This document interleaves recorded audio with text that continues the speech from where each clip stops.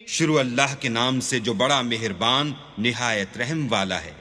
ایک طلب کرنے والے نے عذاب طلب کیا جو نازل ہو کر رہے گا، یعنی کافروں پر، اور کوئی اس کو ٹال نہ سکے گا، اور وہ خدائے صاحب درجات کی طرف سے نازل ہوگا، جس کی طرف روح الامین اور فرشتے چڑھتے ہیں، اور اس روز نازل ہوگا جس کا اندازہ 50,000 برس کا ہوگا۔ تو تم کافروں کی باتوں کو حوصلے کے ساتھ برداشت کرتے رہو، وہ ان لوگوں کی نگاہ میں دور ہے اور ہماری نظر میں قریب۔ جس دن آسمان ایسا ہو جائے گا جیسا پگھلا ہوا تانبا، اور پہاڑ ایسے جیسے دھنکی ہوئی رنگین اون، اور کوئی دوست کسی دوست کا پرساں نہ ہوگا، حالانکہ ایک دوسرے کو سامنے دیکھ رہے ہوں گے۔ اس روز گناہگار خواہش کرے گا کہ کسی طرح اس دن کے عذاب کے بدلے میں سب کچھ دے دے، یعنی اپنے بیٹے اور اپنی بیوی اور اپنے بھائی اور اپنا خاندان جس میں وہ رہتا تھا، اور جتنے آدمی زمین پر ہیں، غرض سب کچھ دے دے اور اپنے تئیں عذاب سے چھڑا لے۔ لیکن ایسا ہرگز نہیں ہوگا، وہ بھڑکتی ہوئی آگ ہے، کھال ادھیڑ دینے والی۔ ان لوگوں کو اپنی طرف بلائے گی جنہوں نے دین حق سے اعراض کیا اور منہ پھیر لیا، اور مال جمع کیا اور بند کر رکھا۔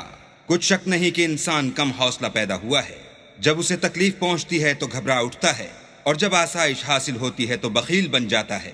مگر نماز گزار جو نماز کا التزام رکھتے اور بلا ناغہ پڑھتے ہیں، اور جن کے مال میں حصہ مقرر ہے، یعنی مانگنے والے کا اور نہ مانگنے والے کا، اور جو روز جزا کو سچ سمجھتے ہیں، اور جو اپنے پروردگار کے عذاب سے خوف رکھتے ہیں، بے شک ان کے پروردگار کا عذاب ہے ہی ایسا کہ اس سے بے خوف نہ ہوا جائے۔